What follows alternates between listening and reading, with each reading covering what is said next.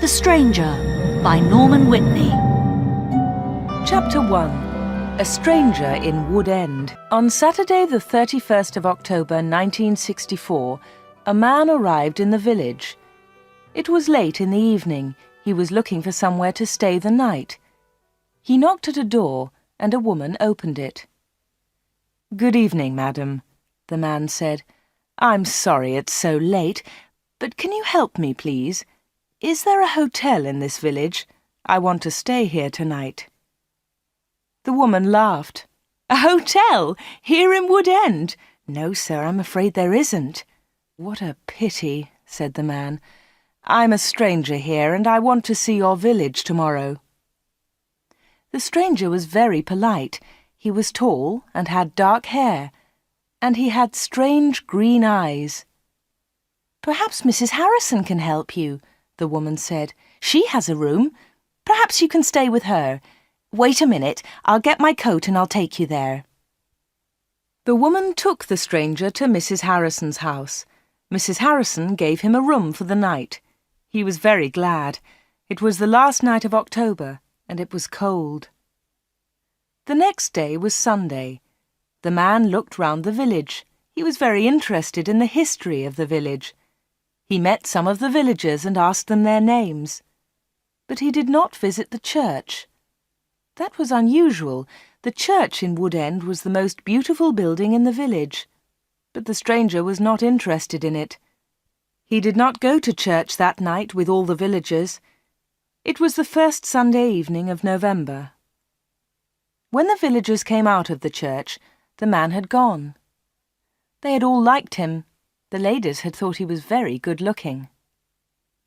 A few weeks later he came back. It was the first Sunday in December. The villagers were coming out of church. It was cold and dark. "Hello," he said. "I'm back again. It's nice to see you all once more." His next words surprised everyone. "Perhaps you can help me," he said. "I'm looking for a house. I want to buy a house here." "Here?" someone said. "But why here? There's no work in Wood End for a young man.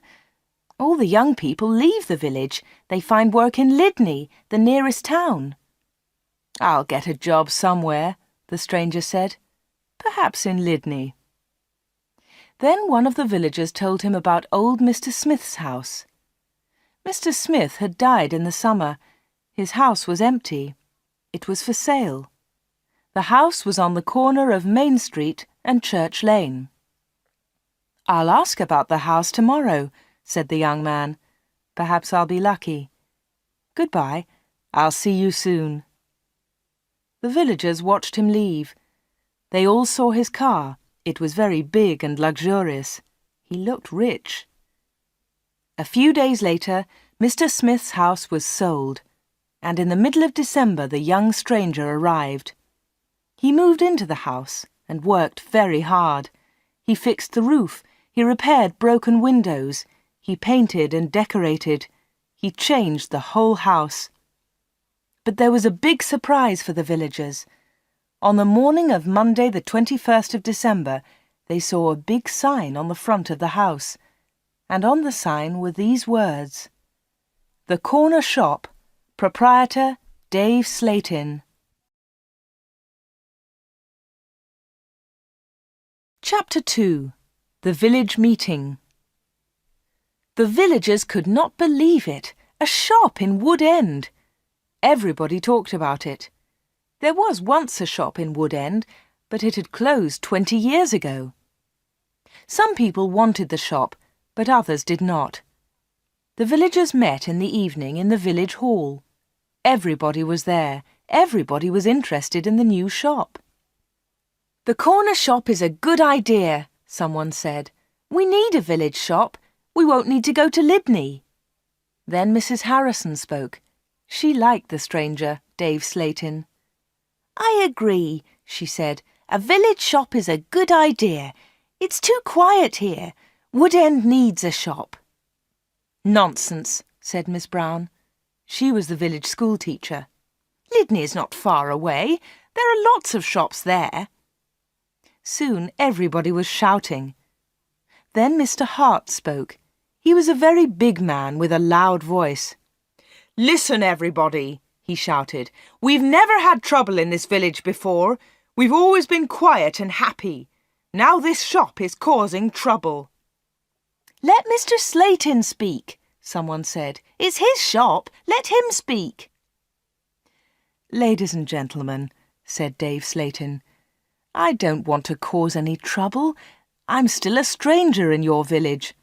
But I want to be one of you. I want to be your friend. I like the people of Wood End." He smiled, and a few people clapped. They liked him. "The corner shop will sell lots of things," he went on. "It will sell food and things for the house. Everything will be cheap, I promise." Everybody was listening carefully. "And I have another idea," he continued. "I'll sell village products." "What do you mean by village products?" asked Miss Brown. "I'll tell you, Miss Brown," he said. "I know that you make beautiful bread and cakes." Miss Brown smiled. Yes, she did make bread and cakes. Everyone knew that. "And you, Mr. Hart, I've seen your flowers. You grow beautiful flowers." Now Mr. Hart smiled. Yes, his flowers were beautiful. Everyone knew about them. "And Mr. Everett makes pots," someone said. "And Mrs. Davis makes dolls," said another voice. "And I do paintings of the village," said old Miss Lucy Gray. "Yes," said Dave, "you can all do something. You villagers are clever. You make lots of things. We can sell them to the tourists. In the summer, Wood End can make a lot of money." "But what about the money?" said Mr. Hart. "How will you pay us?" "That's a good question," said Dave. "And here's the answer. You'll bring your things to me, and I'll sell them for you. I'll keep some of the profit. You'll have the rest." "What a good idea," said Miss Brown. "Yes, I agree," said Mr. Hart. All the villagers agreed. Everyone in the village was happy with Dave Slayton's plan. The corner shop opened on Monday the 4th of January 1965. Soon the shop was busy, and Dave needed an assistant. The new assistant in the corner shop was Anna. She started work in late January.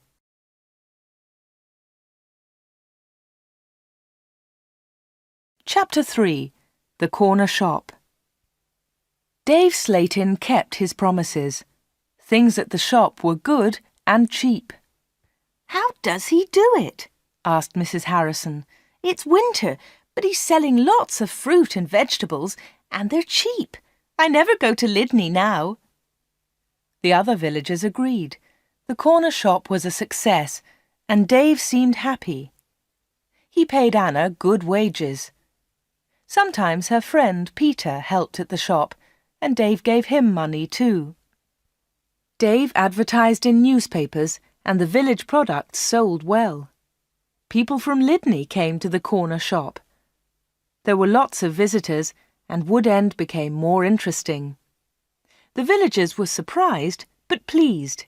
They were making a lot of money. Dave lived alone in a flat above the shop. He was very popular in the village, but no one ever went to his flat. No one ever saw inside it. At the bottom of the stairs there were 2 doors. One led into the stockroom. The other door had a notice on it. "Special orders only. Keep out." The door was always locked. Anna never went into the special orders room. "Why do you lock that room, Dave?" Anna asked one day. "What's in there?" "It's for special orders," he replied. "Big orders." "But you won't get any big orders in Wood End," said Anna. Dave said nothing. He did not want to talk about that room.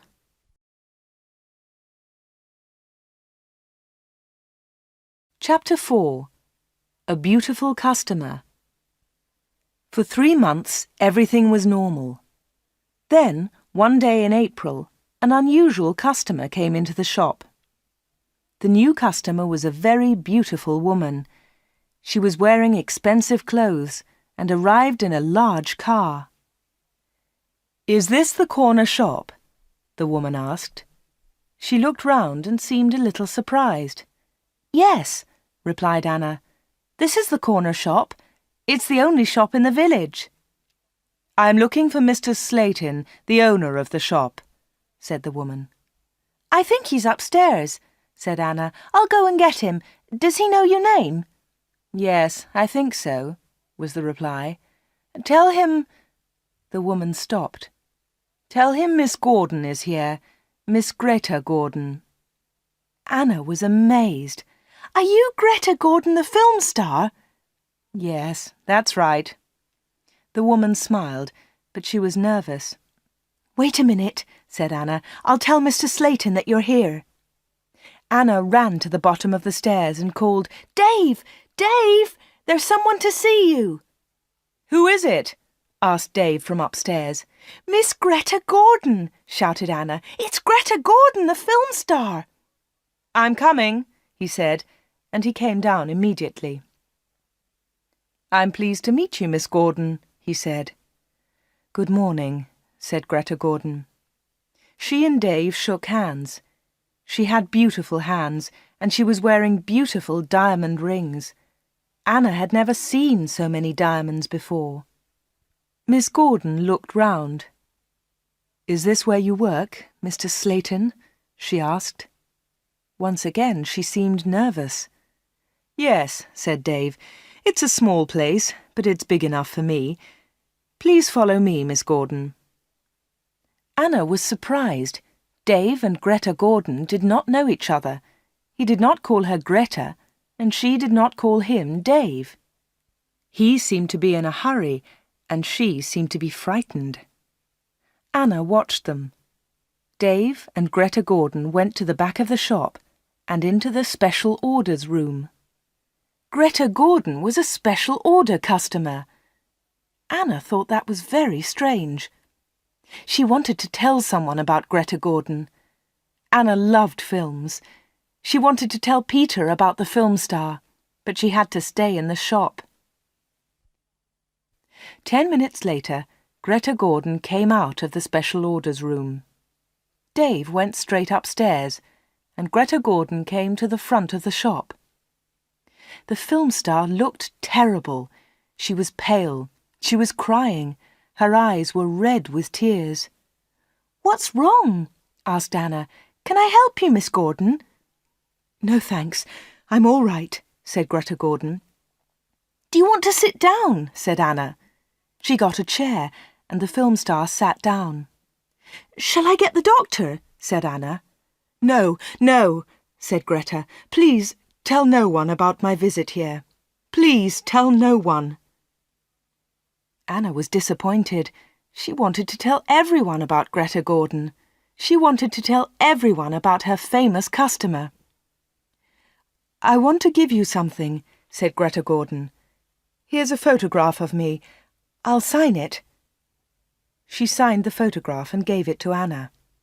"Please keep this," said Greta, "and please keep our secret.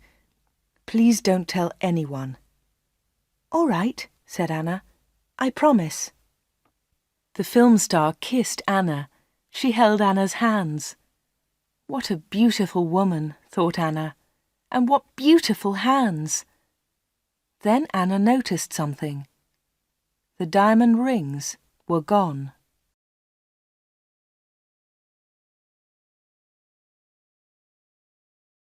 Chapter 5. A Page in Film News. Dave never talked about Greta Gordon. He never talked about her visit to the corner shop.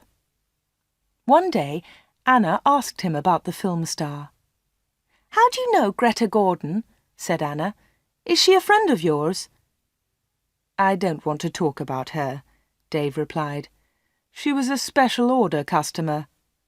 Don't ask any more questions about her, Anna." So Anna did not ask any more questions.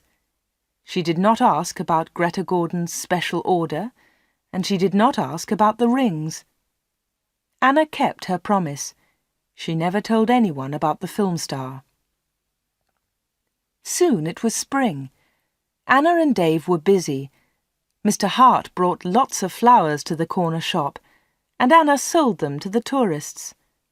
There were lots of tourists that year. In May, Peter asked Anna to marry him. She said yes. They became engaged. They planned to get married in the following year. Now they needed money, so they worked hard and they saved. They were very much in love. On Saturdays, Peter played football or cricket, and Anna often went to the cinema in Lydney. He enjoyed sports, and she loved watching films. One day, Anna was reading Film News. This was a magazine about film stars. She turned the pages. There was a picture of Greta Gordon. Anna was pleased. What a surprise! Beautiful Woman was going to be a big film, and now Greta Gordon had the star part. Anna wanted to tell Peter about Greta, but she kept her promise. She did not tell anyone. But she did show Film News to Dave Slayton. "Look, Dave," she said, "here's a story about Greta Gordon. Isn't it great? She's got the big part in Beautiful Woman." Dave looked at the magazine. "Greta Gordon will star in Beautiful Woman." The star of Beautiful Woman was Joanna Lee, but Miss Lee has broken her arm. "I don't know what happened," said Miss Lee. "I was in my bedroom. I slipped and fell." Greta Gordon will now be the star of Beautiful Woman. "I'm so lucky," Greta told us yesterday. "I've always wanted the part. I can't believe it." "I don't know anything about films," he said. "Is Greta Gordon a big star?" Anna laughed. "Big star? Yes, she is. She's terrific." Dave didn't seem interested. "I hope she's happy with her big part," was all he said.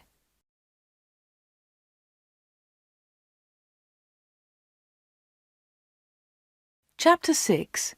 A Quick Kiss. Summer tourists were arriving in Wood End.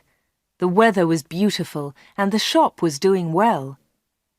But Anna was not very happy. She often thought about Greta Gordon's visit. Why had she come to see Dave? What had happened to the diamond rings on her fingers? There was another problem.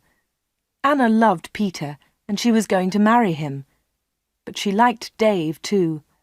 Dave was older, but she liked him. All the women liked him. But Anna was very close to him all day. In the daytime, Anna was with Dave. In the evening, she was with Peter. Anna was living two lives. One life was with Dave, the other life with Peter. Then one Friday, Dave surprised Anna. "What are you doing tomorrow?" he asked her. "Would you like to spend the day with me? We can go anywhere you like. We can go in my car." "I'm sorry, Dave," said Anna, "but Peter wouldn't like it." "Don't be silly," said Dave. "We won't go far. I'll close the shop at lunchtime, and we can go to Lydney." Anna wanted to go with Dave, but she was worried about Peter. "Don't worry about Peter," said Dave. "He's always busy on Saturday." Anna thought for a moment. "All right," she said. "You take me to the best cinema and to the best restaurant. Then I'll come with you." "Of course," laughed Dave. "Anything you want, Anna." So the next afternoon, Dave and Anna went together to Lydney. They had a good time. Dave bought Anna a new, expensive dress. Then they went to a cinema and afterwards to a restaurant. Peter played cricket that Saturday. He never knew about Anna's day with Dave. He was playing in another village and returned to Wood End very late. Dave and Anna were also very late. Dave stopped his car near the corner shop. The night was warm. "Thanks, Dave," said Anna. "It was a lovely day." "I enjoyed it too," said Dave. He put his arm round her shoulders and kissed her. It was a quick kiss, but for Anna, it was wonderful.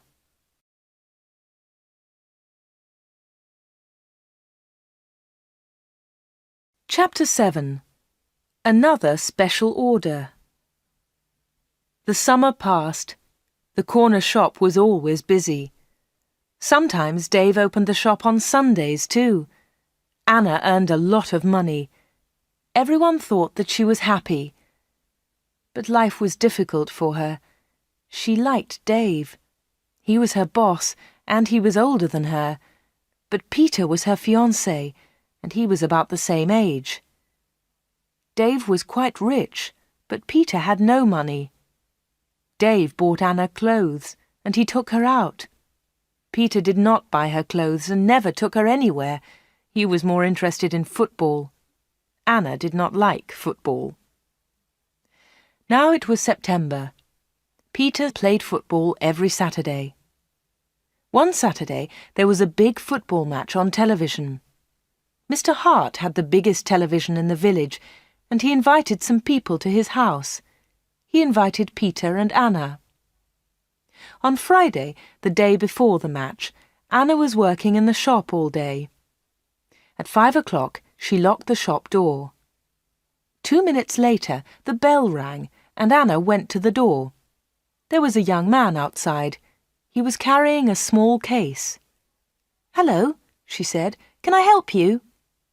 "I hope so," said the young man. "I want to see Mr. Slayton."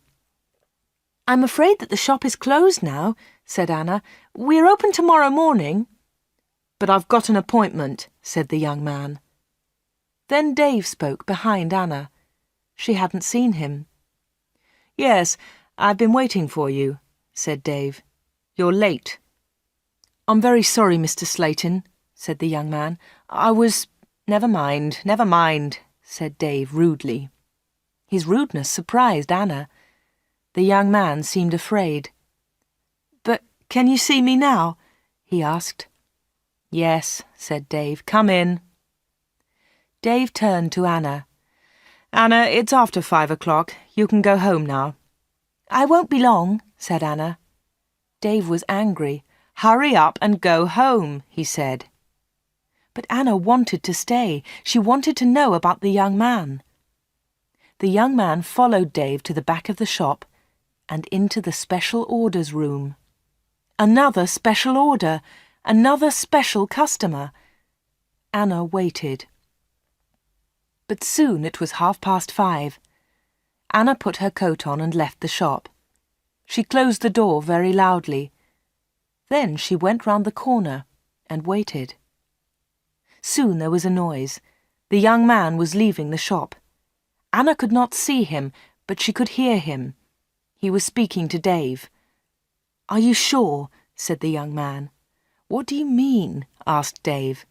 "Is this the only way?" said the young man. "Yes, it is," said Dave. "Don't worry, everything will be all right. Goodbye." Anna heard the shop door close. She came round the corner and saw the young man. He was walking quickly to his car. Anna noticed immediately that he was not carrying his case. She followed him. "Excuse me," she said, "you've forgotten something. You've left something behind." The young man turned round. Anna stopped. Suddenly she was frightened. The young man's face was white. It was white with fear. "Please go away," said the young man. "Leave me alone. I want to go home. Leave me alone." He got into his car and drove off. Anna stood in the street and watched him. She was thinking. Why had the young man come to the corner shop? What was his special order? And why had he left his small case with Dave Slayton? Chapter 8. The Football Match. The next day was the day of the big football match. Mr. Hart had invited about 10 people. Anna did not watch the game. She was helping Mrs. Hart in the kitchen. They were making tea. It was a good game, and everyone was enjoying it. At half-time, Peter went into the kitchen. "Why don't you come and watch the match, Anna?" he said. It's really good. Come on. Anna laughed. No, thanks, she said. I'm helping Mrs. Hart. Look, here's the tea. Can you take it in to the others? OK, said Peter. It's a terrific match. Mike Bailey scored a great goal. Peter took the tea into the sitting room, and the second half of the match started. The second half was very exciting. Mike Bailey scored another goal after 20 minutes. The score was 2-0. Then the other side scored 2 quick goals. It was 2-2. There were only 5 minutes of the match left. Come on, shouted Peter. Come on, Mike, let's have another goal. In the last seconds of the match, Mike Bailey scored the winner. It was his 3rd goal of the match. But something was wrong. The other team's goalkeeper was injured. Bailey had been very near the goalkeeper, and he had kicked the ball very hard. The ball had hit the goalkeeper's neck. Mrs. Hart and Anna came in from the kitchen. What's happened? Said Anna. What's wrong? It's Brian Thomas, the goalkeeper, said Peter. He's injured. It was serious. The goalkeeper had broken his neck. Later they all watched the news on TV. They saw pictures of Mike Bailey's 3rd goal. It was a great goal. They saw the ball hit the goalkeeper. It was an accident. The TV announcer said, "And now over to our sports studio for an interview with Mike Bailey." They all watched the interview. The TV showed a picture of Mike Bailey and the interviewer. "Mike," said the interviewer, 3 goals in 1 match. How do you feel about that?" But Mike Bailey said nothing. He could not speak. He tried to speak, but he could not. It was terrible. The interviewer tried another question. "Let me ask you about the 3rd goal, Mike. It was a great goal, but how do you feel about the injury to Brian Thomas?" It was a silly question. The injured goalkeeper would never play football again. Mike Bailey said nothing. He looked very ill. When the interview ended, Mr. Hart turned off the TV. No one noticed that Anna had left the room. Mike Bailey had looked frightened. Anna was frightened too. Mike Bailey and Anna had met before, the day before, at the corner shop.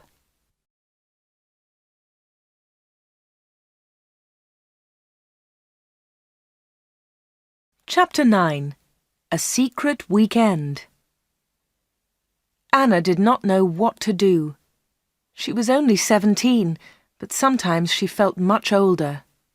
She wanted to ask Dave about Mike Bailey and Greta Gordon. She wanted to know about special orders.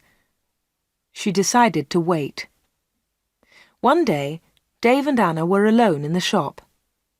"How's Peter?" asked Dave. "He's fine, thanks," said Anna. Dave smiled. "Is he still playing football?" "Of course he is," said Anna.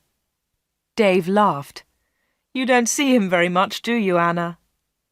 "I see him 3 or 4 times a week," said Anna. "What about weekends?" Dave asked. Anna replied quickly, "I don't see him much at weekends. He plays football then." "When are you getting married?" asked Dave. "I don't know," she replied. "We haven't decided yet. Perhaps next year." "That's a long time." Dave smiled at Anna. Anna felt afraid. She also felt excited. She didn't know why. "Sometimes you're bored, Anna, aren't you?" said Dave. He looked into her eyes. "Yes," said Anna, "that's true." "Why don't you come away with me for a weekend?" said Dave. "We can go to London." A weekend in London! Anna had only been to London once for a day. Anna was excited, but she was also afraid. "I don't know," she said. "I must think of Peter." "Oh, forget him," said Dave. "He'll never know. Come with me and we'll go to the best shops. We'll go to the best cinema. Will you come with me?" Anna said nothing. Suddenly she had an idea. She looked at Dave. "Perhaps I'll come with you," she said. "Good," said Dave. "That's great." "But first," said Anna, I want to ask you something." "What do you want to know?" he said quietly. "I want to know about your special orders." "Very clever," said Dave. "You're a village girl, but you're very clever, Anna." "Village girls aren't stupid," said Anna. "Now tell me about your special orders, then I'll come to London with you." Dave was angry. "One question. You can ask me one question," he said. Quickly, Anna asked, "Why do people come to you? Why—" "One question! Only one!" shouted Dave. "All right," said Anna, "but don't shout. Tell me, why do people come to see you?" Dave thought about his answer. He spoke quietly. "They come for help," he said. "They need help, and I sell help to them. That's all." Anna didn't understand. "What sort of help?" she asked. "One question," shouted Dave. "I've answered your question." Anna said no more. She and Dave had made an agreement. Anna had asked her question. Dave had answered it. Dave had invited Anna to London for the weekend, and Anna went with him.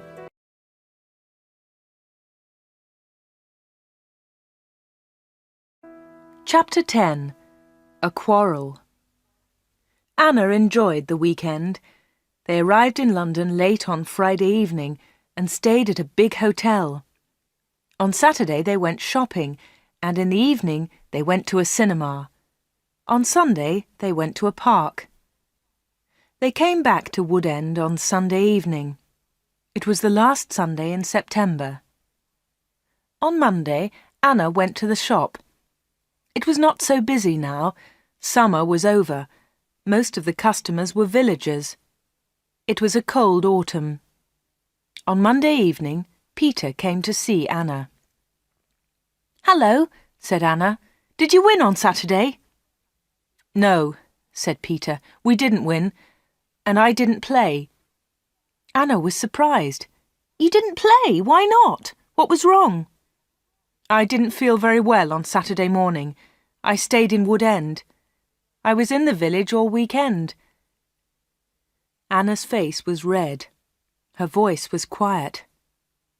"Are you feeling better now?" she asked. "No," said Peter, "and you know why." Anna tried to look surprised. "Me?" she said. "Oh, Anna," said Peter, "you know what's wrong. It's you and Dave Slatin." "What do you mean, me and Dave Slatin?" said Anna quickly. "You went away with him on Friday evening. Someone saw you in Dave's car." Anna tried to explain. "Oh, it's nothing," she said. "Dave and I went—" "Shut up," said Peter. "I don't want to know, Anna. Don't talk about it." "But Peter," said Anna. Peter didn't listen. "I know he's got a lot of money. He can take you to places. He's from a big city. I'm a poor village boy, Anna. But you must choose. You must choose between Dave and me. You can't have both of us." "I know that, Peter," said Anna, "and I don't want both of you. But listen, Peter, I want to tell you about Dave. There's something very strange about him." "Dave, Dave, Dave," Peter shouted. "You talk about him all the time. I don't want to hear his name again." Peter turned round and walked out of the room. He left Anna's house. Now Anna was alone. She was very unhappy. She wanted to talk to Peter. She wanted to tell him about Dave. She wanted to tell him about Greta Gordon and about Mike Bailey. But Peter had left her. Chapter 11. Arthur Reisman. It was October. It was cold and wet. Anna was not very busy at the shop. She was very unhappy. She was a different girl. She seemed older. She didn't go out much. She looked ill. Most of the villagers knew that Anna had quarrelled with Peter. They also knew that she had been to London with Dave. But no one was able to help Anna. She did not talk to anyone. Before, she had been a happy, smiling girl. Now she was sad and lonely. She went to the shop every day. She was waiting for another special customer. Anna did not wait long. It was the middle of the month. Anna was alone in the shop. It was almost lunchtime. A middle-aged gentleman came in. He was a big man with a very large moustache. He was well dressed, and he was carrying a large briefcase. "Good morning, miss," he said politely. "Good morning, sir," said Anna. "Can I help you?" Anna was very polite too. She was interested in this man. "I'm looking for Mr. David Slayton," said the man. Anna smiled. "Are you a salesman?" she asked. She knew that he was not a salesman. He didn't look like a salesman, but she wanted to talk to the man. The man smiled. "Yes, I am a salesman," he said. That was not true. Anna knew that the man was lying. Then she said, "Perhaps I can help you, sir. I usually speak to the salesman." She looked at the man's case. It had the letters A-R-I-C-S printed on it. "Thank you," said the man very politely, "but I have a private appointment. I have come from London, and I must see Mr. Slayton." "I'm sorry," said Anna. "He's very busy at the moment, but I'll tell him you're here. What's your name, please?" The man smiled. "Roberts," he said. "Arthur Roberts." Anna went to the back of the shop. Dave was coming down the stairs. "There's a man in the shop," said Anna. "He wants to speak to you." "Thanks," said Dave, and he went to the front of the shop. "Good morning, Mr. Reisman," said Dave. "I'm pleased to meet you." Anna listened. Reisman! The man's name was Reisman, not Roberts. What a liar!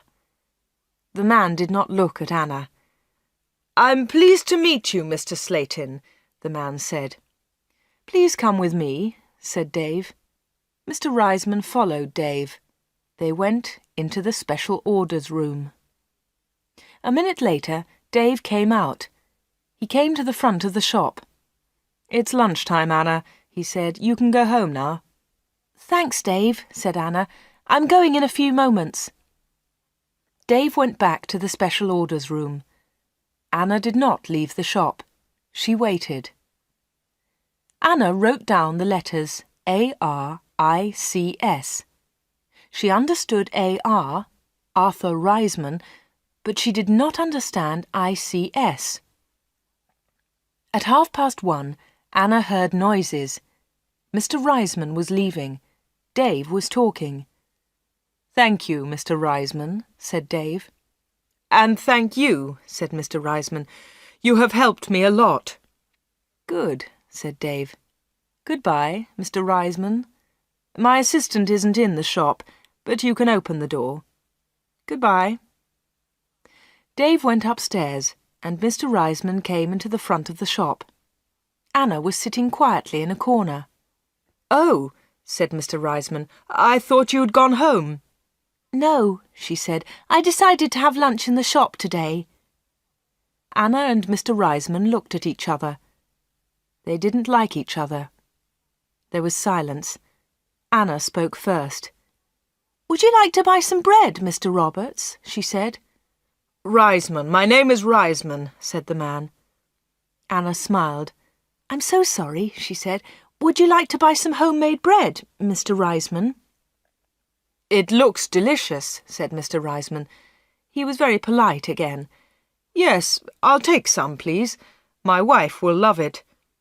"Here you are," said Anna. She put the bread in a bag. Then she said, "You can put it in your briefcase." "My briefcase?" said Mr. Reisman. "I haven't got a briefcase." "I think you've forgotten it," she said. "I'll go and get it for you." Anna moved towards the back of the shop. Mr. Reisman stepped in front of her. He held her wrists. He was very strong.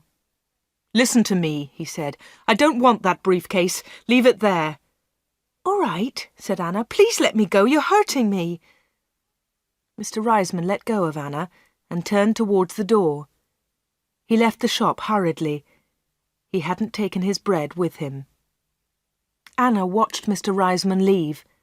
Her hands were still hurting 5 minutes later.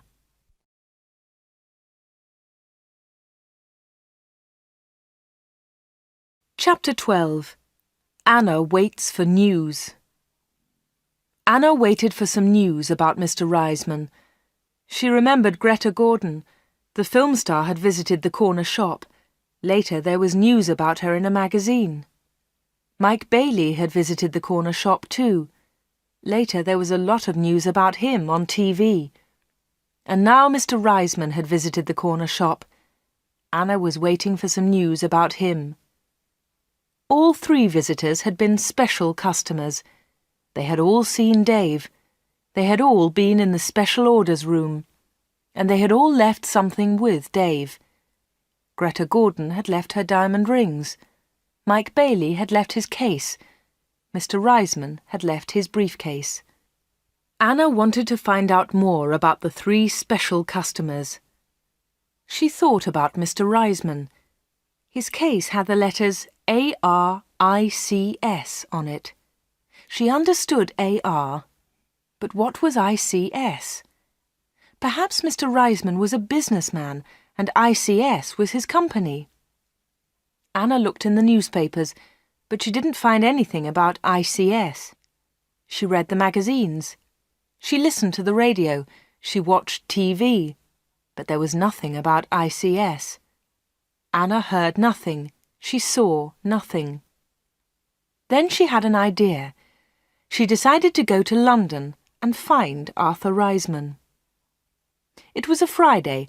Early in the morning she left a note for Dave. She took the note to the shop.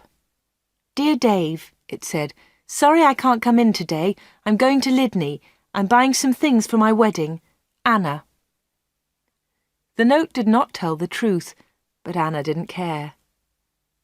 Anna took a bus to Lydney and then caught a train to London. She got to Paddington Station at midday. She got off the train and looked for a telephone box.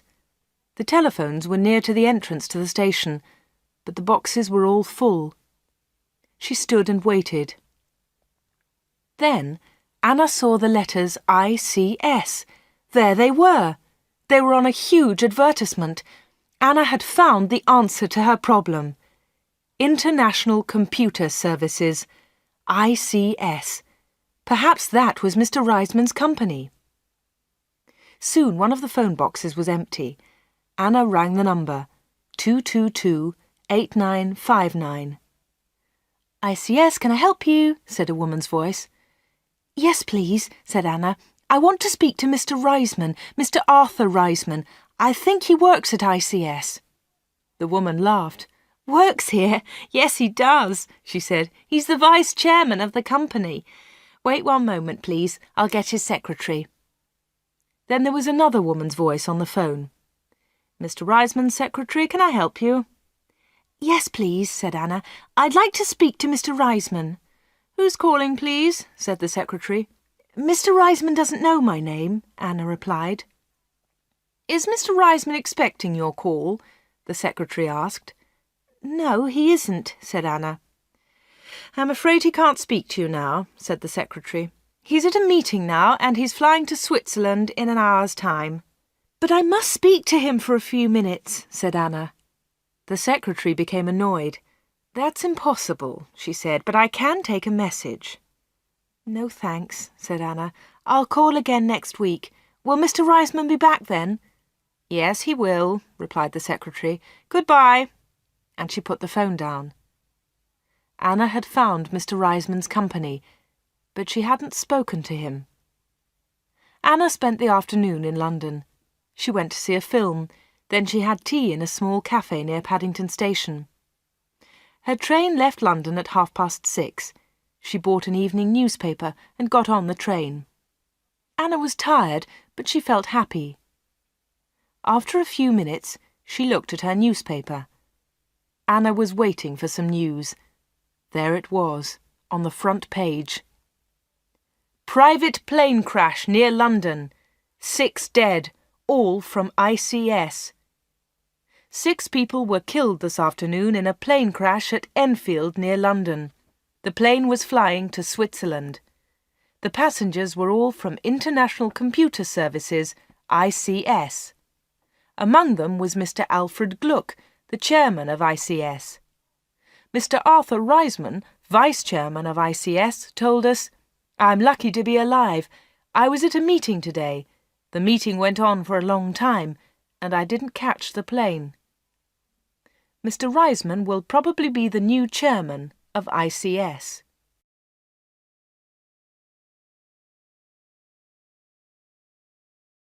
Chapter 13. The Special Orders Room. Anna got home about 10 o'clock. She turned on the radio and listened to the news. The chairman of ICS was dead, and Mr. Reisman was the new chairman. Anna didn't sleep that night. She was thinking about Dave Slayton and the special orders. What were they? What was Dave Slayton doing in that room? On Saturday morning she went to the shop. Dave said nothing to her. He was angry because Anna had not worked on Friday. He didn't ask about her day off, and Anna didn't tell him about it. At 11 o'clock, Dave left the shop. He got in his car and drove off. Anna was alone. This was her chance. She went to the back of the shop and turned the handle of the locked door. But the special orders room was not locked. Dave had forgotten to lock it. Anna opened the door and went into the room. It was a small room, dark and hot. Anna turned on the light, but it was not a very strong light. She looked round the room. There was a small table, 2 old chairs, and a lot of boxes. That was all. Special orders? There were no order books, no papers, no pencils. Anna walked round the table. It was difficult because there were a lot of boxes on the floor. Anna opened one of the boxes and looked inside. She found some old magazines and newspapers. Underneath, there were some dirty old clothes. But underneath the clothes, she discovered some money. Lots of money. British money, French money, American, German. There was money from all over the world. Anna was amazed. She had never seen so much money before. She looked round again and found Mike Bailey's case. It was empty. Then she found Arthur Reisman's briefcase. That was empty too. Then Anna looked into a bigger box.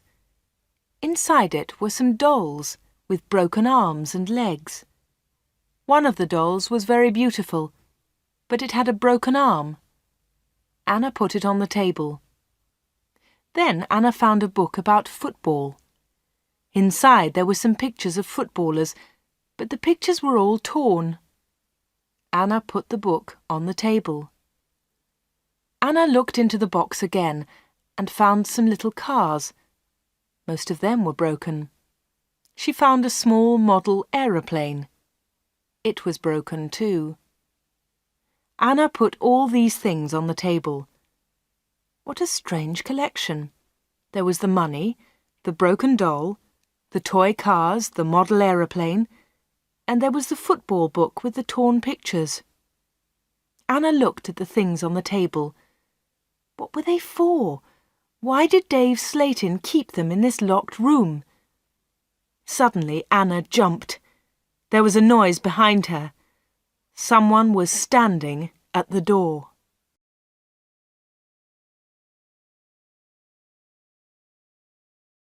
Chapter 14. The Special Customers. "What about the diamond rings?" said a voice. It was Dave Slayton. He was laughing. "I left the door open for you," he said. "I wanted you to go into this room this morning." Anna was frightened, but she tried not to show her fear. "You haven't found the diamonds," Dave said again.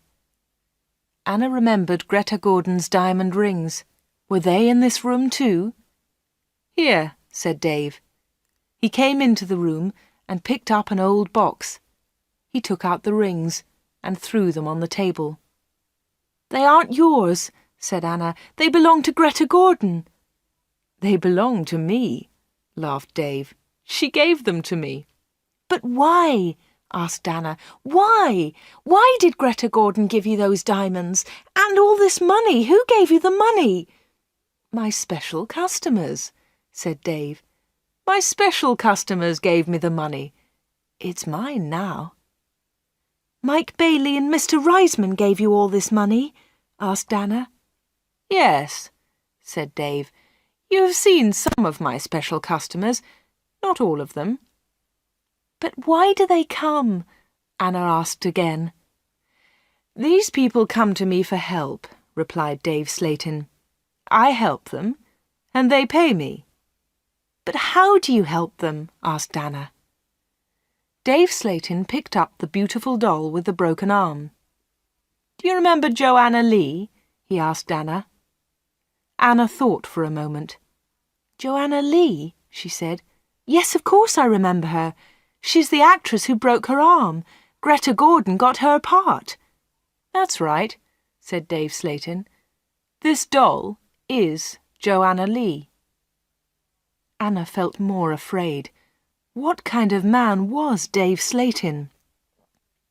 Dave Slayton pointed to a torn photograph in the football book. "Who's that, Anna?" he asked. Anna remembered the face. She had seen it on TV. "Brian Thomas," she replied. "He's a goalkeeper." "He was a goalkeeper," said Dave Slayton. Anna was terribly frightened now. Dave Slayton was an evil man. Dave Slayton moved close to Anna. He picked up the broken aeroplane. "And what do you think this is?" he asked Anna. Anna knew the answer, but she was too afraid to speak. Dave Slayton took Anna's arm and held it tightly. Anna tried to move away. Dave Slayton laughed and held Anna more tightly. "Listen, Anna," he said quietly. "I want you. I need you. Marry me, Anna. Don't marry Peter. Marry me." "No, no," she cried. "Let me go! Let me go!" "But Anna, you still don't understand," said Dave Slayton. "I have strange powers. I can give you everything you want." He looked into Anna's eyes. "And my children will have these powers too," he continued. "I will give you money and diamonds. And you, Anna, you will give me children." Anna was terrified now. She kicked Dave Slayton very hard, and he let go of her hand. Anna moved quickly. She ran out of the special orders room, through the front of the shop, and out onto the street. She ran all the way home.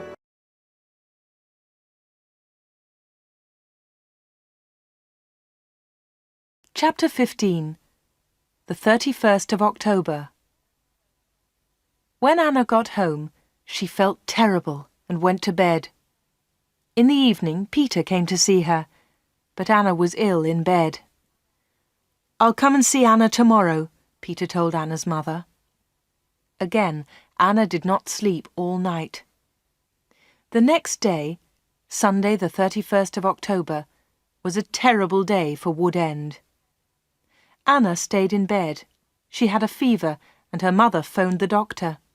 The doctor came immediately. "Anna's very ill," said the doctor to Anna's mother. "I'm worried. I don't know what's wrong with her. I'll come back again tonight."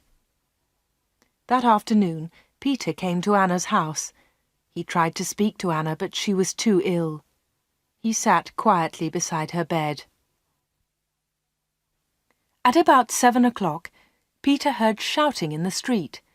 He went to the window and looked outside. People were running and shouting, "Fire! Fire! Fire! There's a fire at the corner shop!" Peter ran out of Anna's house and into the street. There was a big fire on the corner. The shop was in flames. Nobody could see Dave Slayton. "His car's here," said Mr. Hart. "Dave must be inside." Then the villagers saw him. He was standing at an upstairs window. "Jump, Dave!" they shouted. "Jump! Save yourself!"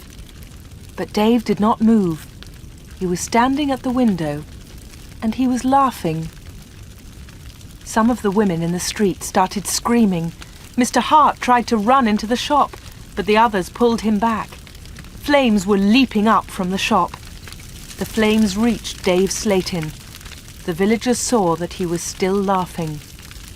That was the last time they saw him. The flames hid him completely. No one was able to save him, and no one ever saw him again. Peter went back to Anna's house. The doctor was in the kitchen, talking to Anna's mother. Suddenly, there was a scream. They ran upstairs to Anna's room. Anna was dead.